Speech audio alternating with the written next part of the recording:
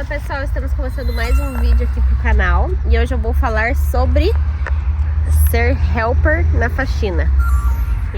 Eu já tinha prometido esse vídeo aqui, eu já falei um pouquinho num outro vídeo sobre como é trabalhar na faxina no Canadá, faxina de Airbnb, e agora eu vou falar pra vocês como é trabalhar de helper. Então lá na cidade de Quebec eu não trabalhei como helper, eu trabalhei somente tendo os meus clientes. Mas na cidade de Toronto, assim que eu cheguei, eu trabalhei como helper.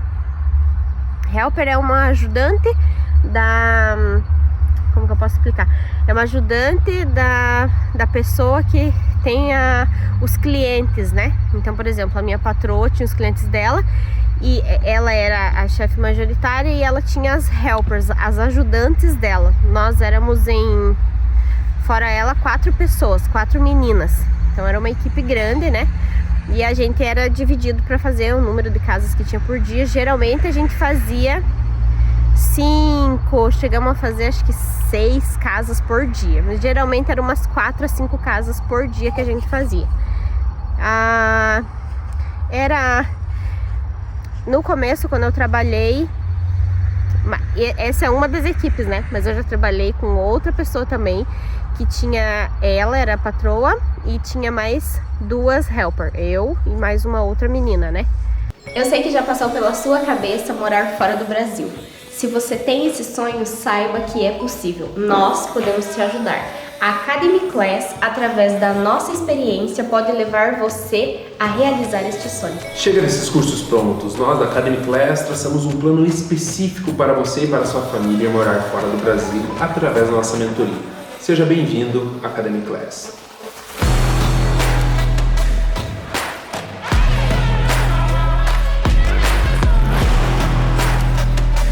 Então, como eu falei pra vocês, na primeira empresa que eu trabalhei lá, eu trabalhei como helper numa empresa que tinham, junto comigo, éramos em 5 pessoas, essa equipe. Só fazíamos em torno de 5 a 6 casas por dia, 4 casas, dependia muito do tamanho, né, da casa. Se o cliente não desmarcava em cima da hora, se tinha algum imprevisto, fazíamos apartamentos também. E lá em Toronto, o valor da hora da helper variava muito. Tinha gente que pagava 17 dólares a hora, tinha gente que pagava 18 dólares a hora, 19, 20, 21. Foi o preço máximo que eu vi, 21 dólares a hora. Eu ganhava com essa pessoa. Eu já tinha experiência, né, na faxina, já trabalhava, por exemplo, em Quebec, eu já tinha passado com os meus clientes, então eu ganhava 20 dólares a hora. Mas até onde eu sei, tinha uma outra pessoa que nunca tinha trabalhado com faxina, que também fazia parte da nossa equipe, e ela entrou ganhando 17 dólares a hora na faxina. Fazia a mesma coisa que nós, só que acabava que ela não tinha experiência, então talvez ela era um pouco mais lenta. Mas isso também não quer dizer muito, não significa muito, na minha opinião, porque eu, por exemplo, sou uma pessoa muito detalhista. Então eu tinha muita dificuldade em fazer as coisas rápido. E aí, assim, uma das coisas que a gente escuta muito como helper, né, por exemplo, eu vou lá fazer uma casa, então em 5 meninas divide, né, teoricamente essa casa é uma casa grande, a gente ficaria 5 horas, então 5 horas, como são 5 meninas, nós ficamos 1 hora na casa. E aí, essa 1 hora que a gente fica aqui na casa... Não, filho, não joga. Dá aqui pra mamãe? Não, filho. Essa 1 hora que a gente fica lá na casa, então a gente recebe, né? É 20 dólares a hora. No final do dia totaliza e a gente recebe um valor. Geralmente era 100 e pouquinho, 90 dólares, mais ou menos por aí. Gente, funciona assim também.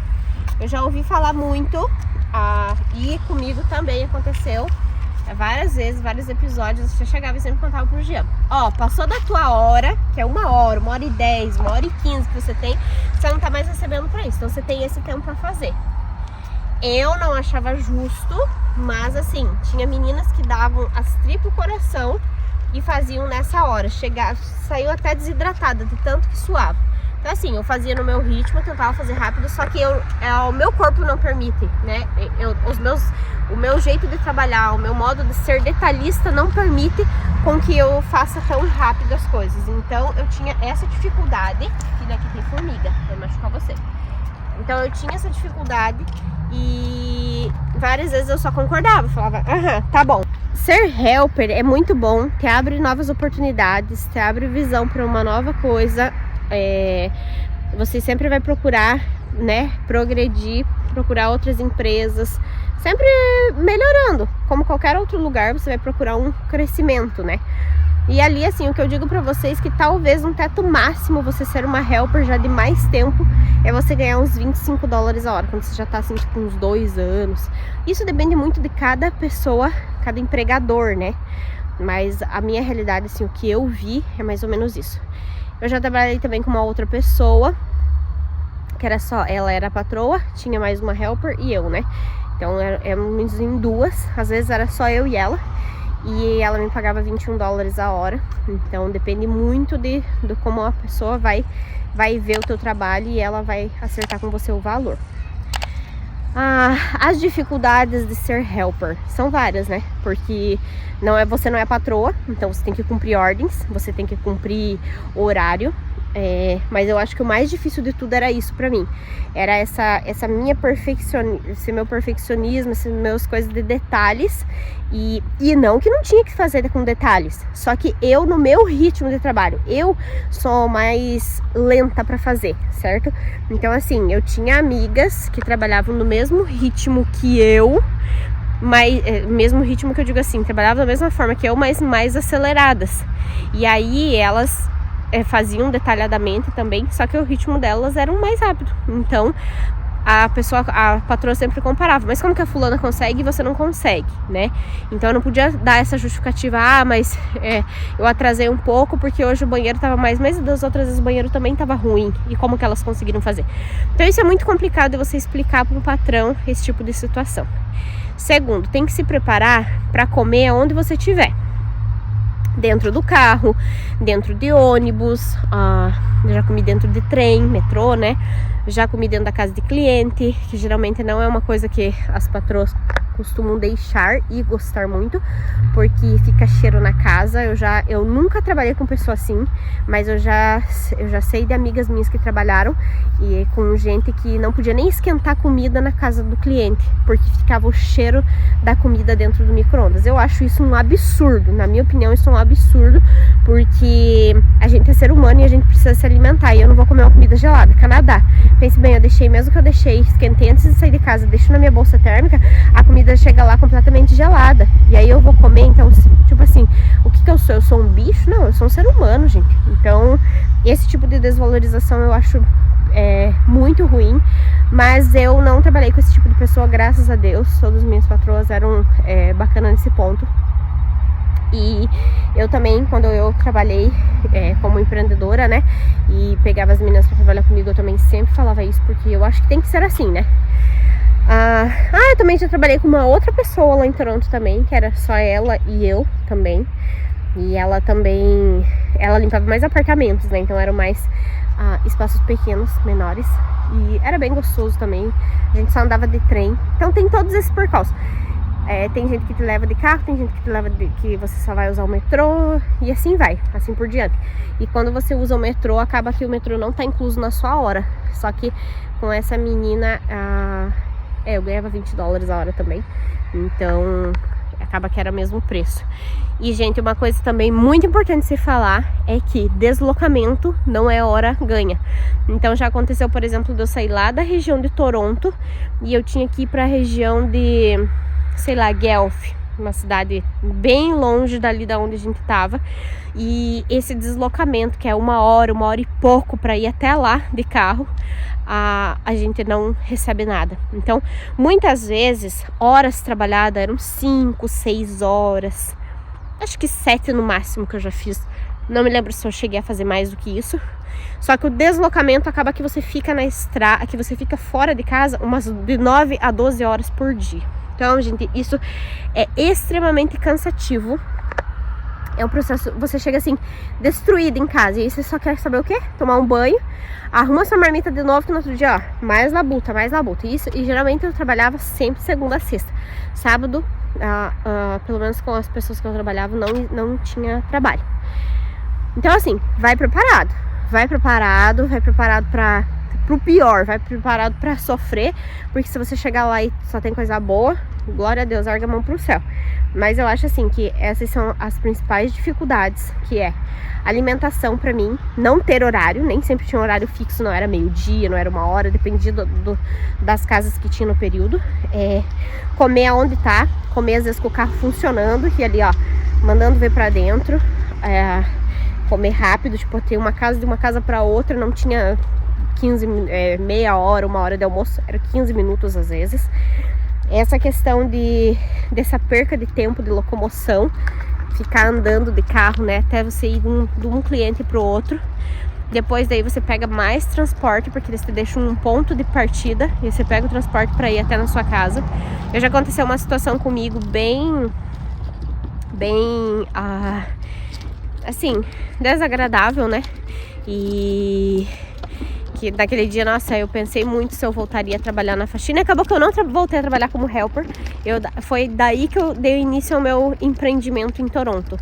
E que eu caí da escada de um cliente. Eu tava com o chinelo bem liso, não era Havaianas, tava com chinelo normal, assim. E solado liso mesmo. E aí eu tava com um balde de mop, de mop, né, que a gente usa lá. E daí eu tava andando com esse balde na mão, descendo as escadas pra ir limpar lá embaixo, que é o basement que a gente chama, né, da casa dos clientes. E aí conforme eu fui descendo, eu deslizei nessa escada e eu caí nem sei quantos degraus abaixo, foram muitos degraus. E aí eu esfolei todas as minhas costas, minha bunda e literalmente eu meio que travei, assim, eu não podia andar. E aí logo em seguida veio as pessoas da casa, todo preocupada. Era uma casa que inclusive tem uma pessoa com problemas especiais, né, dentro da família. E aí, então já tinha enfermeira lá dentro e tudo. Eles vieram bem preocupados comigo, me oferecendo se eu queria que chamasse ambulância. Claro que eu não quis, né, porque a ambulância só pra chamar ela ia ser uns $5.000. E eu falei que tava tudo bem. Mas que eu tava bem mesmo, assim, eu tava com muita dor, tava meio entrevada, mas eu tava bem. Aí eles queriam me dar, eles não oferecem assim remédio, né, eles me ofereceram uma bolsa de água gelada. Minha patroa pegou lá pra mim, uma bolsa de água gelada, colocou nas minhas costas. E aí depois eu tinha um médico brasileiro que eu ia, acabou que eu fui indo, a gente desconfiou que eu tava com uma fratura. E acabou que depois de todo um tempo descartou essa fratura. Mas o que eu quero dizer pra vocês é assim, aí, né, a pessoa me levou embora, graças a Deus, entendeu, né, não tinha como eu continuar o trabalho. Mas eu parei num ponto de ônibus e até de um certo ponto ali de onde eu fui, né, eu fui de ônibus pra minha casa. Então foi bem sofrido porque o solavanco do ônibus tripidou muito, doeu muito minhas costas. Nossa, eu acho que eu ainda tenho imagem. Se eu tiver, eu vou colocar pra vocês do roxo que ficou nas minhas costas. Então tem tudo isso. E aí o que é? Eu trabalhei acho que uma casa ou 2 casas naquele dia, porque, né, eu ganhava pelas horas que eu fazia nas casas. E acabou, e não tem atestado, ninguém me paga. Então esse ponto, assim, é bem ruim, né? Porque do lado do Canadá é bom trabalhar por hora, mas ao mesmo tempo é ruim. Porque daí eu tive que ficar em casa. Eu fiquei em casa, se eu não me engano, foi uns 12, 15 dias. E aí eu até mandei mensagem pra minha chefe, né? Falando que ela poderia pegar outra pessoa, que eu não sabia quando eu iria retornar, né? Que eu iria retornar, mas eu não saberia quando. E aí quando eu fui pra retornar, aí ela falou, ó, Jéssica, agora eu peguei outra pessoa e tal. Então eu fiquei assim um pouco desapontada, mas também o erro foi meu ter falado pra ela pegar outra pessoa, porque eu realmente não sabia quando eu iria voltar, né? E aí o dinheiro aperta, porque se você não tem, né, as contas estão chegando e lá você recebe por hora, então se você tá em casa você não tá recebendo nada. E aí eu comecei a correr atrás dos meus clientes, falei, agora é a hora, né? E aí eu vou contar pra vocês um próximo vídeo como trabalhar como empreendedora, né? Como foi que eu consegui meus clientes, como foi o meu primeiro desafio e tudo certinho, quanto que eu tirava mais ou menos por dia. Então, como helper em Toronto, é mais ou menos isso que você vai tirar. Uns 100, 120, 90, 80 dólares por dia, mais ou menos. Daí depende de quantos dias você vai trabalhar. Se é uma pessoa que já tem schedule, eles chamam agenda, né? Se eles já têm vários clientes, então acaba que você vai conseguir naquele dia, acaba que você vai conseguir naquele dia fazer vários clientes, e aí você já ganha esse valor. Então faz vezes 5 e você vai ver mais ou menos quanto você ganha na semana e quanto você ganha no mês. É um valor bom, ajuda muito, só que é um trabalho puxado por essas questões que eu já falei. É um trabalho, né, desgastante. Limpar a casa não é fácil. Agora você imagine 4, 5, 6 casas por dia, né, onde você tem que ir no batidão. E aí sempre assim, sempre era dividido, né.